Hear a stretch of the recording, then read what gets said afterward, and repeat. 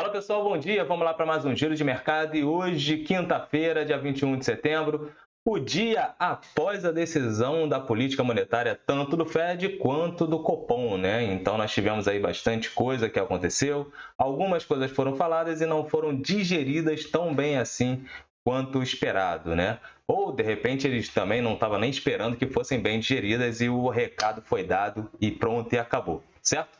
Bom, o que aconteceu? Fed manteve as suas taxas de juros e aqui nós mantivemos o nosso ritmo de corte de 50 base points, beleza? Já eu já vou explicar isso aqui no vídeo, mas antes de mais nada, deixa eu me apresentar para quem está chegando agora. Quem vos fala sou eu, Vinícius Vilas Boas, assessor de investimento da XP Investimentos e sócio do escritório Cashwise. Se você ainda não tem conta na XP, aqui na descrição do vídeo tem o link de abertura de conta, não tem taxa de manutenção, é só você clicar, abrir sua conta e a gente entra em contato contigo, faremos uma reunião e a gente vai seguir dentro do mercado financeiro. Você será assessorado por profissionais qualificados e certificados, beleza? Bom, e se está chegando agora aqui no canal, não deixe de dar o like, compartilhar, utilize aqui os comentários para tirar suas dúvidas, fazer suas críticas, fazer seus elogios. Aqui está liberado, desde que mantenha o respeito, tá tudo certo. Beleza? Não deixe também de se inscrever e de dar ativar o sininho de notificação. Pronto, todos os recados foram dados. Exatamente isso. Agora vamos aqui para o vídeo, né, que vocês precisam saber o que está acontecendo no mundo, né? Ontem nós tivemos a decisão aí do Fed, que saiu ontem às 3h30 da tarde, e logo depois o Jerome Powell veio falar sobre a sua decisão, né? Então tem o discurso. Até eu falei para a galera que gira muito, né, no day trade, dólar, índice, enfim, para essa galera assim, opera quando começar o discurso, porque somente a decisão da política monetária não faz preço, entendeu? Porque o mercado reage muito mais no discurso do Powell do que na decisão da política monetária, né? Então, é daí que começam a vir as expectativas futuras, né? O que pode acontecer no futuro, o que o Fed está olhando, por qual motivo tomou essa decisão. Essa decisão vai perdurar por mais tempo? Essas são as perguntas que ficam na cabeça do investidor. Eu estou botando aqui depois a questão da CME, né, para a gente ver como é que está o comportamento da expectativa de subida, de corte ou de manutenção das taxas de juros pelo Fed, né, para depois mostrar aqui para vocês. Bom, com isso, depois dessa fala, nós vimos lá as bolsas americanas cedendo, né, então acabou fechando no campo negativo. Estou até fazendo o giro de mercado hoje de uma forma diferente, começando pelo Fed, depois eu vou passar aqui Ásia e Europa e a gente finaliza ali com o nosso Brasilzão, nosso bovão da massa. Aí as bolsas norte-americanas começaram a sofrer uma pressão, né? Ali ainda mais pelas ações de tecnologia, então fez o índice Nasdaq afundar um pouco mais. O índice Nasdaq pesa bastante no S&P, né? Porque é o setor de tecnologia. Isso acabou afetando também o S&P, né? E trouxe o S&P para baixo, o Dow Jones para baixo, então todo mundo ali perdeu. Então, o Dow Jones fechou em queda de 0,22%, S&P fechou quase que 1% de queda e o Nasdaq caiu 1,53%, né? O Nasdaq apanhou bastante. Por qual motivo? O T-Note 10, né? O T-Note 10 não, né? O 10 há um tempo atrás, né? T-Note 10, olha aí. Na última sessão, né, nas últimas sessões, nós vimos aí os rendimentos subindo muito forte, certo? Então, chegando à máxima aí desde 2007, 2008. Ontem foi a vez do T-Note 2, olha aí, entendeu? Chegando aí na sua máxima desde 2006. Isso acabou pressionando muito as ações do setor de tecnologia. Né? Por quê? O setor de tecnologia é um setor que está em constante investimentos, certo? Então, ele necessita, de fato, de um crédito barato para poder continuar fazendo seus investimentos e avançar, assim, ampliar as suas empresas, beleza? Com os juros tendenciando a uma alta, isso faz com que essas empresas sejam as primeiras a apanhar. Aqui no Brasil, são as empresas de crescimento, por exemplo. As empresas de crescimento, elas precisam ter juros mais baixos para poder financiar o seu crescimento dentro do mercado, né? Dentro do mercado que ele está inserido. Isso não somente para buscar dinheiro com as instituições financeiras, mas também para poder buscar financiamento dentro do mercado de capitais, né? Por quê? Se tiver um juros alto, a galera pega o dinheiro, joga na renda fixa e não empresta dinheiro para as empresas através das debêntures, né, e dos CRIs, dos CRAs aí da vida, dos créditos privados, e deixa ele parado. Agora, se o juros estiver baixo, a galera tem que tomar um pouco mais de risco para poder buscar um crescimento, uma valorização do seu patrimônio. Aí joga no risco, crédito privado, vai o banco, né? Os bancos vão baixar ali as suas taxas de juros, suas linhas de crédito, facilitando assim essas empresas a adquirir o crédito, né? Ter acesso a esse crédito mais barato e fazer com que o balanço dessas empresas não seja tão estrangulado assim. Então, por isso que os juros mexe bastante com as empresas de tecnologia e as empresas de crescimento aqui no Brasil. Beleza? Então, isso acabou levando, né? Quando o Nasdaq pesa, o S&P acaba pesando também, porque o S&P são as 500 maiores empresas dos Estados Unidos. E as maiores empresas dos Estados Unidos, no topo ali da lista, estão as Big Techs, né? Estão as empresas de tecnologia, pesam bastante no S&P, certo? Então, por isso que quando o Nasdaq cai, o S&P fatalmente vem junto, né? O Dow Jones, nem tanto o Dow Jones consegue ficar fora disso, porque o Dow Jones não tem a influência, né? Mais o setor industrial ali, então que acaba pesando mais no Dow Jones. Bom, e qual foi a decisão da manutenção? Depois de manter as taxas de juros inalteradas, né, o Jerome Powell, ele veio com o discurso de que a taxa de juros do Fed não chegou no seu pico, né? Então, tem espaço ainda para um crescimento, para uma elevação. 12 dirigentes de 19 dirigentes estão prevendo, né? Estão votando, estão imaginando que até o final do ano pode sim ter mais uma subida de 25 base points, né? Então, chegar até o final de 2023 com mais uma alta, até porque as pressões inflacionárias lá nos Estados Unidos continuam, né? Então, nós tivemos aí uma revisão para cima do PCE, né? Da mediana do PCE. Então, o PCE é um dos indicadores de inflação que mostra o consumo, né? Como é o consumo do norte-americano. Isso foi visto para cima porque o mercado de trabalho continua forte. O mercado de trabalho norte-americano continua lá em pleno emprego.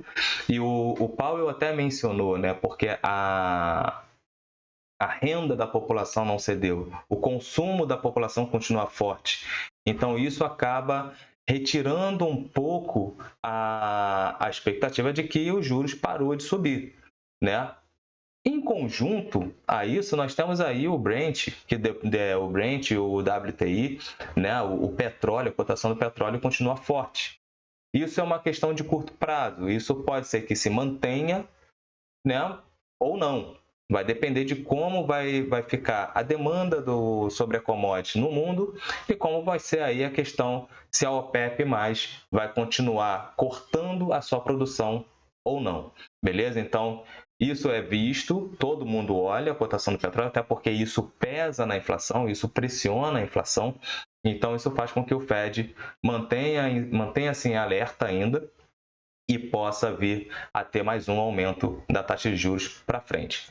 A questão dos treasuries americanos em alta, o Powell também mencionou que um dos fatores, né, que pesam sobre isso é justamente o PIB vindo acima do esperado. O PIB norte-americano continua forte e tem aí a questão do endividamento, né? Então, o Departamento do Tesouro americano começa a botar muito título, muita oferta dos treasuries, dos títulos de dívida do governo, né? Então, a oferta e demanda. O que acontece? Lá nos Estados Unidos, se você tem uma busca muito grande pela segurança, muita gente comprando determinados títulos, o rendimento dele acaba caindo, né? A cotação sobe, obviamente, oferta e demanda, quanto mais gente comprando, mais o preço vai se elevando e o rendimento vai caindo. Agora, quando tem mais oferta de títulos, o rendimento sobe e tem menos demanda, né, sobre esses títulos. Ainda mais quando o Japão mencionou que poderia sair daquela política monetária ultra acomodatícia, certo? Então, o mercado não gostou dessa fala do Powell, porque ainda pode vir mais aperto. Lá os gastos continuam altos, então vai continuar tendo muitos títulos ali, né, sendo ofertados no mercado. E se o Japão sair dessa política ultra-acomodatícia, pode gerar mais estresse no mercado de juros norte-americano. Aí a gente pode ver as bolsas reagindo negativamente. E foi o que aconteceu hoje aqui, né? Ásia e Pacífico, na sua maioria, no campo negativo. Depois dessa fala do Powell, né? Então as bolsas norte-americanas cederam, as bolsas asiáticas estão cedendo, né? Fecharam ali em queda. Somente Tailândia fechou no campo positivo, 0,42% de alta. E nós temos agora, né, o BOJ, que é o Banco Central japonês, que vai decidir sua política monetária, né, nessa madrugada. Agora, o Kazuo Ueda, né, que é o presidente do Banco Central japonês, ele já mencionou que a instituição considera, né, fazer uma mudança caso os títulos do governo de 10 anos se aproximassem ali na casa de 1%. Né? Ele já tinha mencionado isso não há um tempo atrás, né? na última reunião. Vamos ver o que vai acontecer agora nessa reunião, mas o mercado já está se preparando com isso. Né? O mercado está aí num risk-off, basicamente. Então, a Europa também é a mesma coisa. Sai agora a decisão da política monetária da Inglaterra. Né? Então, a expectativa era que tivesse um aumento, né, das taxas de juros pela Inglaterra, pelo BOE. Sendo que as últimas leituras de inflação mostraram que tiveram aí um arrefecimento, isso pode fazer com que o BOE mantenha sua taxa inalterada. Tem essa expectativa. Vamos ver o que vai acontecer hoje, né? São fatos e dados. Expectativas a gente vai mencionar, mas não vamos tomar decisão por expectativas, né? Então, o mercado lá está se protegendo naturalmente. Nós vemos aí os bonds alemães também tendo um rendimento para cima. Os Treasuries americanos também estão com um rendimento para cima. Então, vamos aguardar como vai se comportar o mercado após a decisão da política monetária lá na Inglaterra, porque isso pode mexer, né? Isso vai mexer com a Libra, e também a política monetária do Japão, que vai mexer com o Ien. Né? Olhando o câmbio hoje, nós temos aí o índice dólar forte, quase 0,40% de alta, aos 105 pontos, a 105.500 pontos. Está ganhando frente a todos os pares, né, os seus principais pares, só está perdendo ali, né, frente ao peso mexicano, que é um emergente e que vai ter, hoje está com juros real basicamente acima ali do Brasil, e também frente ao Ien japonês, beleza? Vai estar aí próximo à sua política monetária, sua decisão à política monetária, certo? Então vamos aguardar o que vai acontecer ali com o mercado depois da decisão do BOE e do BOD, né? Do BOD.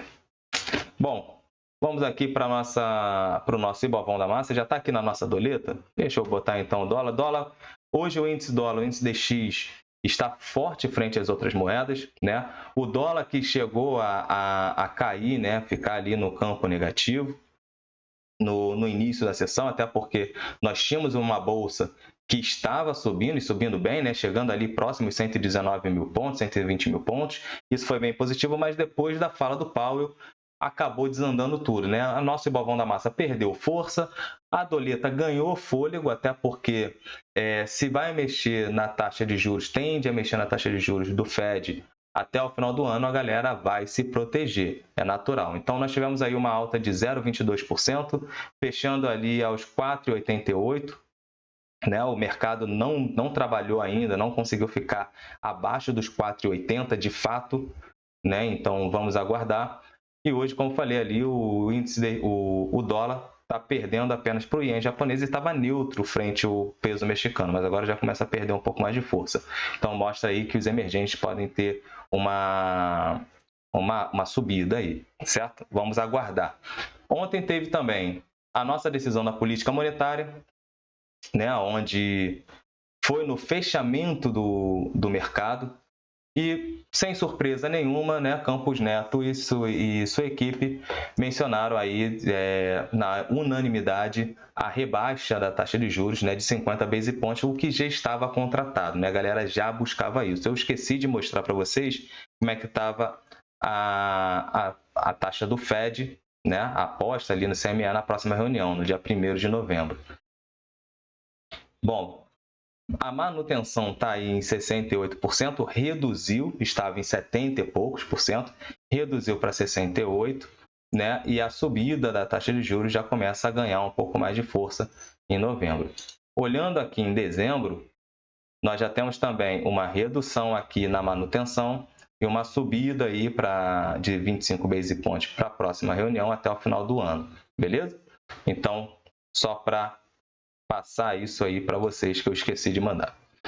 Então, o que aconteceu? Mantiveram a decisão de manutenção da taxa de juros. Isso já era contratado. Hoje a gente não é mais o país com maior juros real no mundo, né? A gente ficou aí agora em segundo lugar, certo? Mas ainda é interessante a nossa renda fixa, né? Então, o juros real ainda é interessante para quem faz o carry trade, né?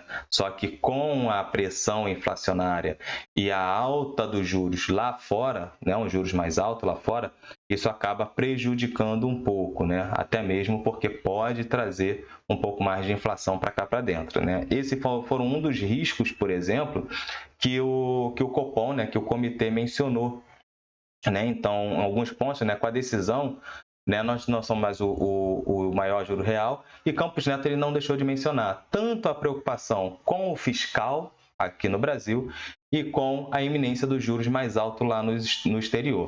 Essa parte das incertezas fiscais já tem até alguns analistas, né, e tivemos aí uma reportagem que saiu ali no Estadão, que isso pode ocorrer, né, a mudança na meta fiscal por parte do governo. Isso seria bem visto para o governo? Não seria bem visto, porém é possível isso acontecer.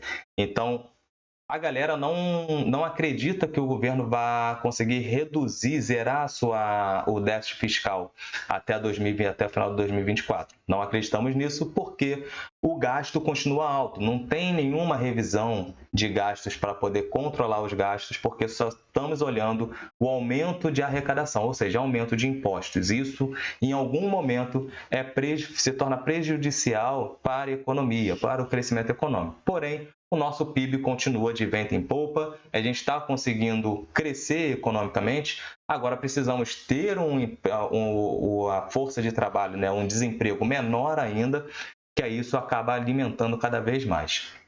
Beleza? Então, a questão da nossa inflação está mais controlada, tem o risco, né? Já olhando ali os balanços de risco, os fatores que continuaram, né, na última reunião de agosto, eles permaneceram agora, né?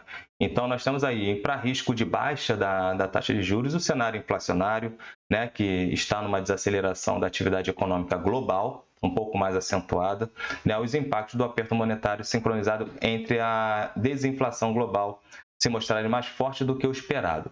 Olhando para o balanço de riscos, né, de alta, né, a gente tem aí, entre os riscos de alta para a inflação, está uma maior persistência das pressões inflacionárias no mundo.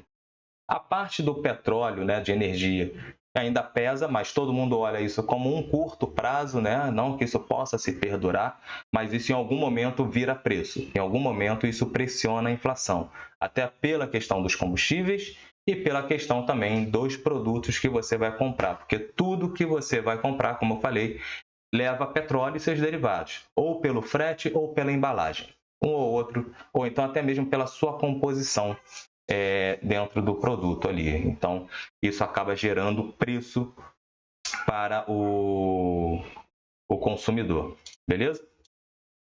Bom, ontem nosso balvão da massa subiu, né? Fechamos ali muito bem, deixa eu botar aqui que 0,72% de alta, 118.600 pontos, muito impactado pelas nossas queridas Vale, Petro e os bancos, né? O setor financeiro subiu, né? Acreditando aí numa redução da taxa de juros. Isso já fez com que Banco do Brasil e Caixa reduzissem também seus juros sobre as linhas de crédito. Isso é visto como positivo. Os bancos começam a colocar um pouco mais de dinheiro, né? Essa redução das taxas faz com que o banco gere mais crédito, consiga vender, mais pessoas tendo acesso ao crédito. O programa Desenrola conseguiu retirar bastante gente, né, do nível de endividamento. Então, isso faz com que mais pessoas tenham acesso ao crédito. Isso é positivo para os bancos, beleza? Os bancos não ganham somente com juros muito altos. Entendam isso, nem tudo, a gente não pode acreditar que se o juros estiver 20% ao ano, os bancos vão estar rindo à toa. Não é assim. Certo que os bancos eles precisam vender crédito e para as pessoas terem acesso ao crédito e financiamento, os juros precisa estar dentro de um mais acomodado ao padrão, né? ao poder de consumo da população. Beleza? Bom, materiais básicos também subindo, né? Apesar da China não estar crescendo conforme deveria crescer, né? Mas materiais básicos aí seguindo a questão do minério, acreditando numa possível, em mais estímulos, né, vindo da China, ainda mais no setor imobiliário, e que esses estímulos que a China já começou a fazer comecem a gerar mais resultados, beleza? Petrobras subindo aí muito mais pela questão da subida que teve aí do petróleo, né, do que qualquer outra coisa. E aí, consumos não cíclicos, que alguns também já começaram a tomar algumas posições, né? Consumo cíclico e aqui o não cíclico começaram a tomar algumas posições em relação à decisão da política monetária, né? Mas só que como a nossa decisão sai depois do mercado fechado, hoje poderíamos ter aí um aumento, né? um ganho, só que o mundo está no risk-off, justamente pela pressão que o Fed colocou ontem. Foi um tom hawkish, né? Foi um tom mais duro.